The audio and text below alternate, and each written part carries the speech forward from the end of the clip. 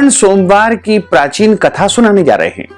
इस कथा को अंत तक जरूर सुनिएगा और सुनने के बाद अधिक से अधिक लोगों को शेयर भी करिएगा।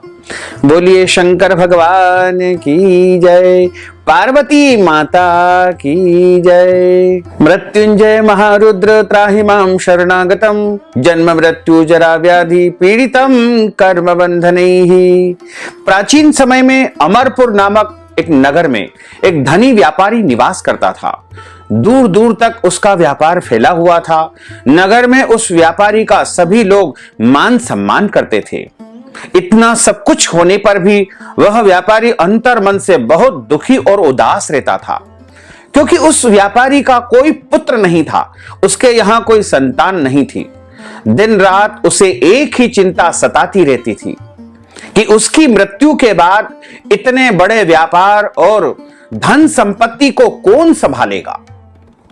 पुत्र पाने की इच्छा से वह व्यापारी प्रत्येक सोमवार के दिन भगवान शिव जी के मंदिर में जाकर के शिव जी की पूजा किया करता था, व्रत किया करता था और सायंकाल के समय शिव मंदिर में जाकर के भगवान शिव जी के सामने घी का दीपक भी प्रज्वलित किया करता था।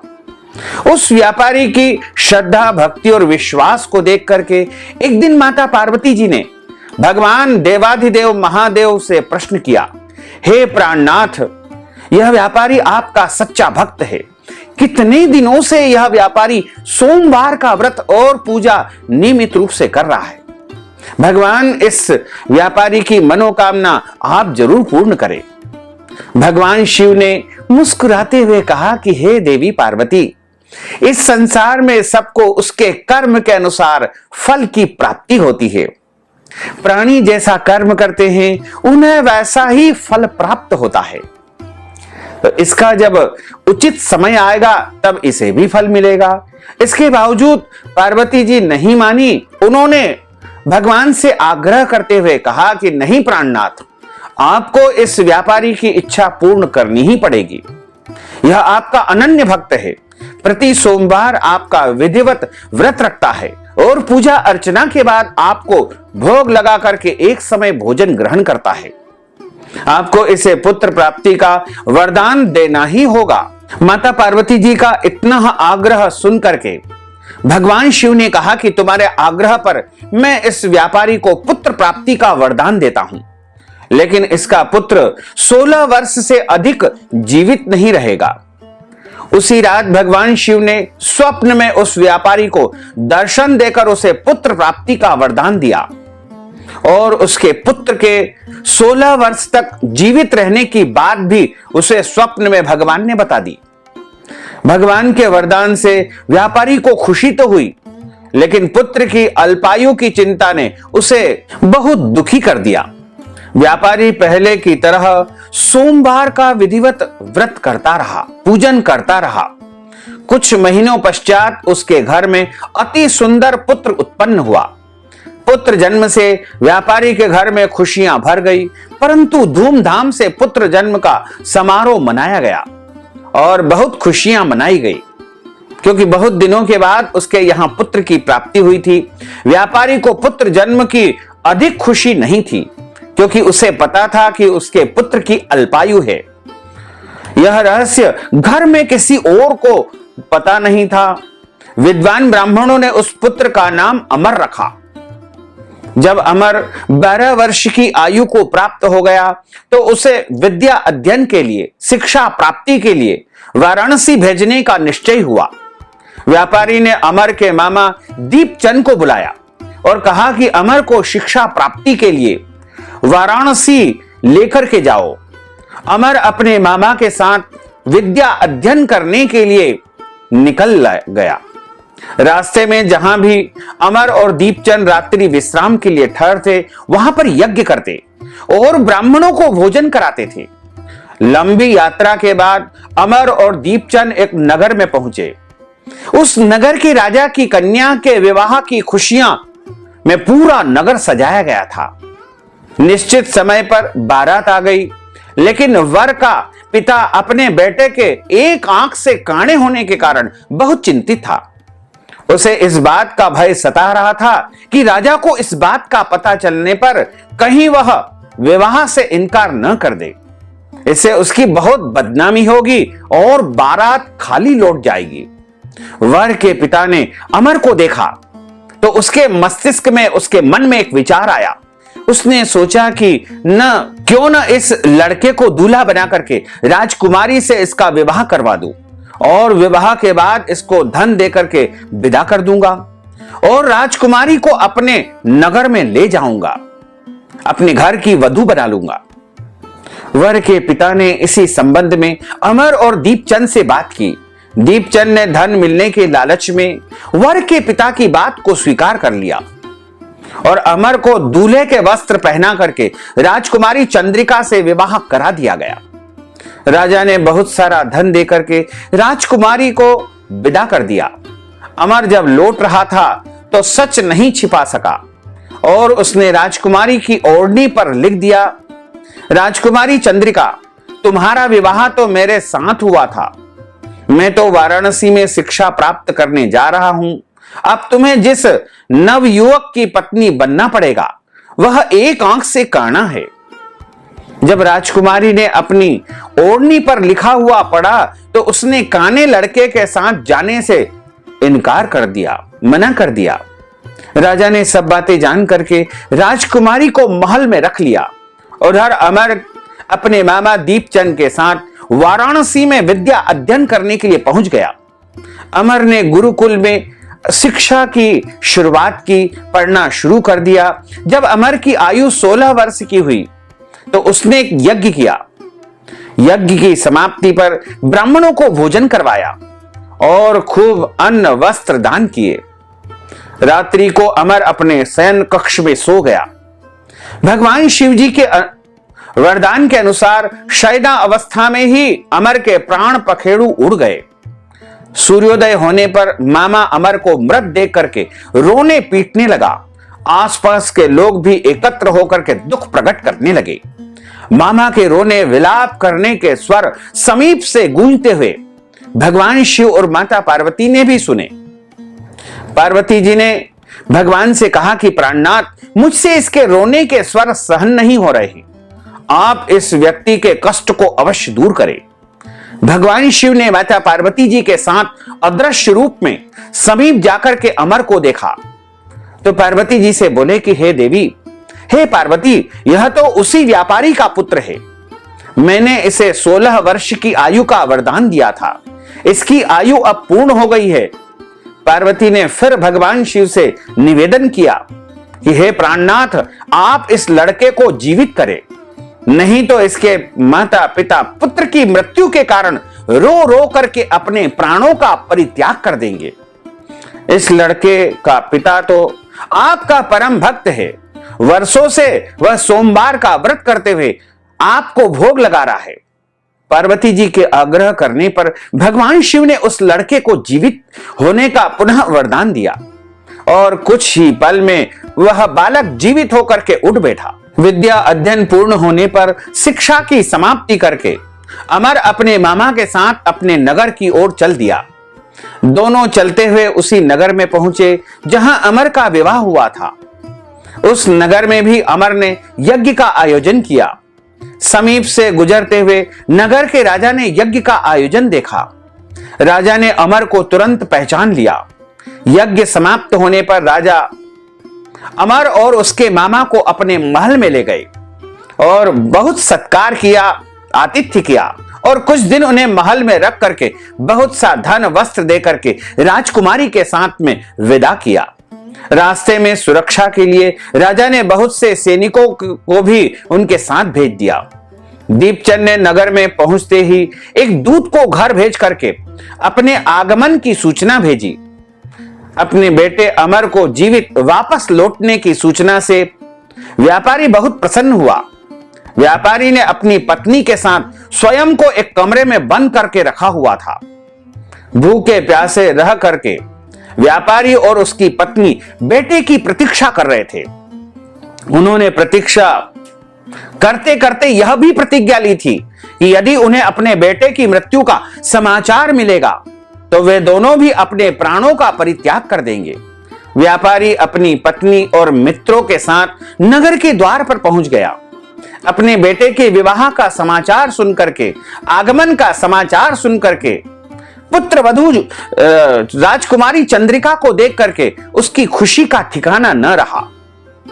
उसी रात भगवान शिव जी ने व्यापारी के स्वप्न में आकर के कहा कि हे श्रेष्ठी भक्तजन, मैंने तेरे सोमवार के व्रत करने और व्रत कथा सुनने से प्रसन्न होकर के तेरे पुत्र को लंबी आयु प्रदान की है।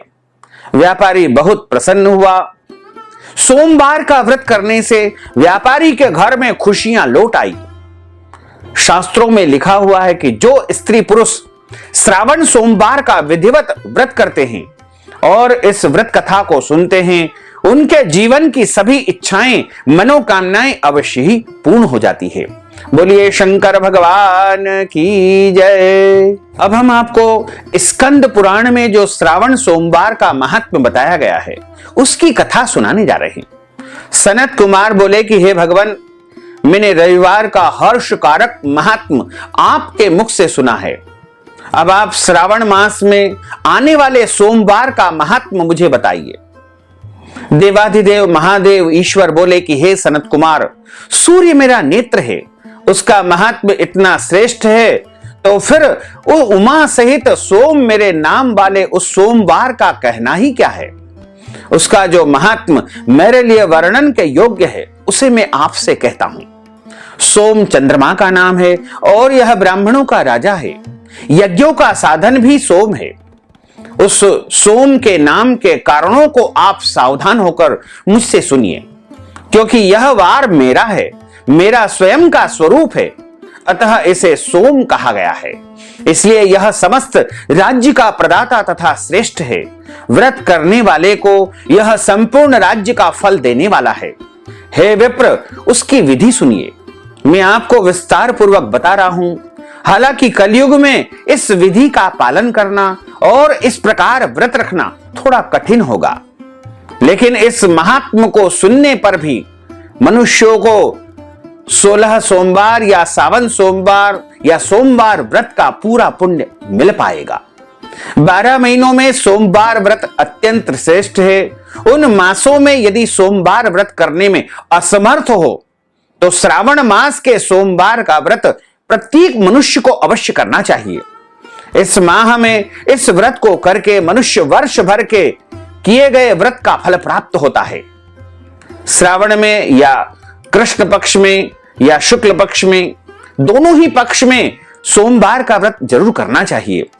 जो प्रथम सोमवार आए उस दिन विधिवत संकल्प करे, मैं विधिवत इस व्रत को करूंगा या करूंगी। शिव जी, हे देवाधिदेव महादेव, आप मुझ पर प्रसन्न हो। इस प्रकार जितने भी सोमवार श्रावण के महीने में आए उनका व्रत अवश्य करना चाहिए। प्रातः काल में संकल्प करे और सुबह और शाम दोनों समय भगवान की पूजा करे। शिवलिंग का पूजन अर्चन करे। 16 उपचारों से 16 प्रकारों से भगवान की पूजा करे। एकाग्र चित्त हो करके और दिव्य कथा का श्रवण करे। हे सनत कुमार, इस सोमवार की कहे जाने वाली विधि को अब मुझसे कहिए। श्रावण मास के प्रथम सोमवार को इस श्रेष्ठ व्रत को प्रारंभ करें। मनुष्य को चाहिए कि अच्छी प्रकार से सर्वप्रथम प्रातःकालीन वेला में ब्रह्म मुहूर्त में स्नान करके पवित्र होकर के श्वेत वस्त्र धारण करके काम, क्रोध, अहंकार, द्वेष, निंदा आदि का परित्याग करते हुए मालती, मल्लिका आदि सफेद पुष्पों को एकत्रित करके लाए।